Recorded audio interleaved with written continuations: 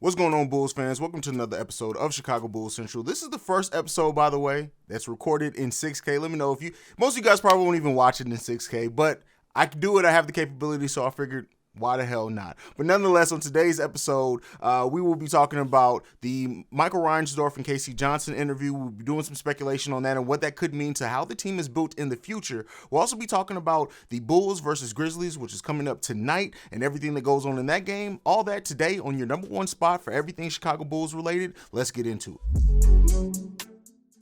All right, so I'm going to start this off with one singular quote that came out of this, and then we'll break it down and talk about everything after. This first one, this quote, it just reads, "If you want to compete for championships, you have to be willing to spin into the tax." Now, that came out of a Casey Johnson interview with Michael Reinsdorf, and so that leaves a lot of speculation. If you've seen Bulls, Twitter, social media, pundits, all take that to go off on what that means, right? There are a lot of things said in this, as well as, Michael Reinsdorf saying that he expects Zach LaVine to be on this team for years to come. Talked about how Garpax had apparently alluded to the fact that Garpax, they just did not make the decision to go into the Texans for so long. For like, if you've been a Bulls fan for a decade plus, we've held on to this mindset that the Bulls, or this one singular idea that the Bulls will pay for a contender. Now that has left it for interpretation. Did that mean that the Bulls will pay to create and build a contender? Would they pay to keep a team that proved themselves to be a contender? Would they pay to keep that team together? There's been a lot of speculation of that over the last decade plus as Bulls fans on what that really meant. We get more clarification from this Michael Reinsdorf interview. And so the things that I brought out of this and that I took out of this interview very much so were a couple of things. The fact that, the love that he has for AK and Eversley, the respect and admiration that seems to be there for AK and Eversley, and the trust in what they can do, right? The talking about how it is for this team to be as good as what it is, and all of that, everything in that aspect, and talking about this franchise was so refreshing as a Bulls fan to hear. Now, the thing and the question that's left in that is that, what does that mean that you're willing to pay for a contender? Does that mean that this team has the complete flexibility to do, or the front office has the flexibility to do whatever they take, as long as they prove that they're continually improving the team? There's a lot of people who are up for contract extensions in the next couple of years. Io, Kobe, and Vooch all next season, and Javonte Green as well. So depending on how this team performs, right, when you look at adding to this team, adding to continue to fill the holes on this team with, replacing players like Hill, replacing players like Mac Thomas with players that can play better, and even it may mean a Javonte Green or Derrick Jones Jr. leave as well. But with that being said, if this team in this playoffs, right, with now the addition of Tristan Thompson, makes it to the Eastern Conference Final, God forbids, make it to the finals and just doesn't win it, whatever happens with this, right, we'll have a clear indication of what we kind of need to add to this team and what will work and what may not work. So what does that mean for those players that are coming up for extension? Io, we all know we want to see Io on this team for a very, very long time. Kobe White, I've talked about it very heavily. I always thought that Kobe White would remain on this team throughout this season. Now, I can see a world in which, because the Bulls have their own first-round pick, but they can't trade it until the draft.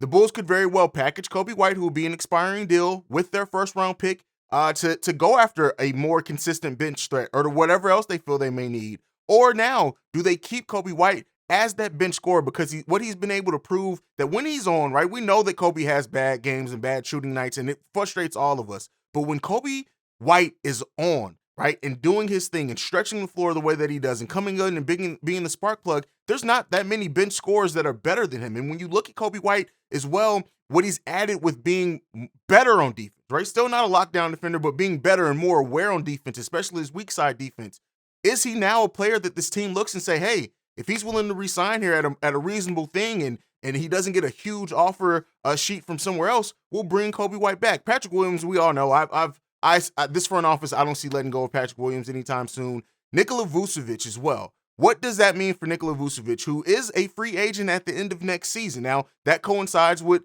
Jokic also being a free agent. I know a lot of Bulls fans have highly speculated. and talk about what the possibility of Jokic. I'm not really talking about that here. Just kind of focus on this aspect of it. Nikola Vucevic, if the Bulls don't have a clear upgrade in mind at the center that they want to go after for Nikola, we already talked about. I love Nikola Vucevic. I love what he brings to this team. Yes, he has some games when he doesn't shoot the ball well, but at the end of the day, there's not many players that simulate the skill set of what Nikola Vucevic does. Do the Bulls say, hey, I know you're making $20 million now. When you're up for your extension, does Nikola Vucevic sign for $12, $15 million and give them a discount to keep a team that's possibly contending together? That remains to be seen. But this interview has opened up so many more possibilities for this team. I think for many of us who've been Bulls fans for years and years and years, we've always kept this mindset that this team is probably not going to pay for the tax. Now, with that being said, with the excitement that it seems Michael Reinsdorf has for this team and this franchise and the front office, the faith he has in this front office, now with that going away, what does that mean for how they continue to build the team out? It continues to be an exciting time to be a Chicago Bulls fan, and that just adds to that. Let me know what you guys think down below, and try to keep this away from like other free agent acquisitions. I'm trying to focus this on what this may mean for keeping the certain players in this team. And again, I know certain fans and have biases on who they think doesn't fit this team and won't fit this team and things like that, and I understand that, and that plays a part in your perception of this. But overall, to have a now, Michael Reinsdorf come out and say that they're willing to pay, you have to pay to win championships. I think one of the things that I'm going to end this part of this video on, or this episode on, for the people listening in podcast form, what I'm going to end this on is that I think the difference between Michael and Jerry Reinsdorf is a businessman. He's always been a businessman. Now, that doesn't mean that he didn't love Michael Jordan, he didn't love Pippen, he didn't love what they were able to build, but I think at the end of the day, what made that so amazing for Jerry was also the money that it brought in, the prestige that it brought in, the attention that having a player, the greatest player ever in Michael Jordan on that roster, what that meant, right? And yes, he has a respect for Michael. I'm not taking any of that away, but I think it was always about the bottom dollar when it came to Jerry to a degree. Michael Reinsdorf being younger, being somebody who grew up, being a fan and seeing what it means for the city of Chicago when the team is doing good and everything, I really do think Michael Reinsdorf is more of a fan of the game of basketball, whereas Jerry is more a businessman, if that makes sense. That is my interpretation. I know not everyone may share that, but let me know what you guys think about that down below. But let's move on from that. Let's get into the game tonight. The Bulls versus the Grizzlies. This is one of the most exciting times I've been. The Bulls have been playing really well. Some issues aside in the Atlanta Hawks game. For us to play against a player that is one of the most exciting players in the league in Ja Morant, one of the best teams in the league, this is going to be the Bulls, who are ranked as the 4th best offense in the league, against the 5th best offense in the league that the Grizzlies have. This is and it has all the makings to be a high-octane scoring game, right? Especially in the first half, maybe even the first 3 quarters. What we see that happens in NBA games is that defense, when you have 2 very high-powered offenses, whoever can lock it down and make the correct adjustments defensively towards the end of the game is who may be able to pull that out. The Grizzlies are ranked as the ninth highest defense as far as rating wise in the NBA so far this season. The Bulls, we know they fluctuated between I think they were first for a while when we were the closest we were to fully healthy, but since then we're ranked right now at 19th. I don't know, people have said like, oh, it's because of Caruso. Also, look at when the Bulls were ranked their highest on defense. Look at the opposition we were playing at the time. But nonetheless, that's a video and a story for another day. But with all that being said, what happens in this game? What can Ayo do with Ja Morant? What can the team do with Ja Morant? I think at this point, Ja Morant isn't one of those players that any one player can stop. It has to be the game plan. And again, it may have to be the thing I go to all the time when you have really great players. It's not necessarily about stopping that great player, but stopping everything else around them. Do the Bulls have enough to do that? It seems like Ja's going to play. I checked the injury report right before making this video. Ja Morant is not listed on it at all, meaning he's not even listed as questionable. So it seems like Ja Morant's going to play today, and that, it should. I want to see this Bulls team face against the best competition possible. I want to see how they stack up. One of the biggest critiques that a lot of people have had against the Bulls, and I know some fans are going to say, well, we've been first place, but the Bulls have not played very well against the top teams in the league. Now, there are reasons for that, right? I'm not vilifying or damning the team because they haven't, because there are absolutely legitimate reasons on why some of those games went the way that they did. But with that being said, I know we're down. Lonzo and Caruso, 2 of our best defenders, are 2 best defenders in many ways, and Patrick Williams.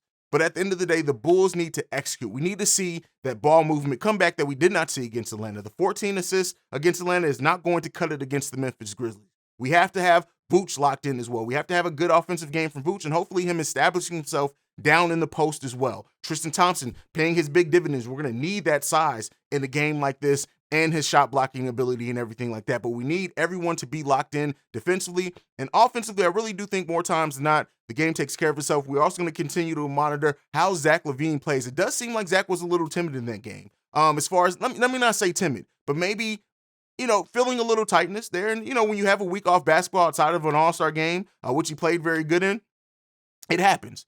But how does Zach play in this game? Does Zach, he had a great third quarter in that game. Is Zach more consistent over the course of this game? Do we get a better Kobe White off the bench as well? We need really all those things to be able to compete with a team like Grizzlies, who are playing some of the best basketball in the NBA right now. But let me know what you guys think down below. What are some of your predictions for the game? What are some of the things you think are going to be key for this team outside of just being able to slow down Ja Morant? What happens with the Bulls? They tend to always let a role player go off as well. If they can stop that in this game also, it could change a lot of things. But overall, I really do like our Bulls' chances in this game.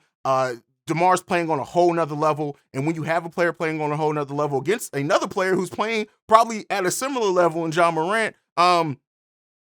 they may nullify themselves. It's how everything else, and the Bulls have more than enough weapons. It's going to be really, really exciting to just see this game, to take this game in and see what happens. We will have a pregame, a halftime hangout, and a postgame all live today for this game. So be on the lookout for that. Also, this is the shirt for Chicago Bears Central, which is a sign something's coming very, very soon for Chicago Bears Central. For anyone who's been interested or wanting to know for that. I also have some big news dropping as well next week. There's a lot of things going on in this crazy creative world that I can't wait to bring you guys and deliver you guys. But all I can say is that you guys hopefully will be really excited for what's to come, what the next venture is and everything like that. I know there's some speculation on it. I can't wait to officially announce it. But all I will say is that I love you guys, man. I know I end every video on that. I can't stress that enough. What we've done in these 6 months as a platform, right, and as a community. Chicago Bulls Central is a community, and it's built by you guys as much as it is by me. And we get to take some things to the next level, and I just can't wait to continue to shine and dazzle as a community. But with all that being said, make sure you're following the podcast at Bulls Central Pod. You can send us any feedback, questions, comments, concerns, bullscentralpod@gmail.com. Lastly, if you want to leave us a voicemail, for that is 773-270-2799. All that's in the description down below.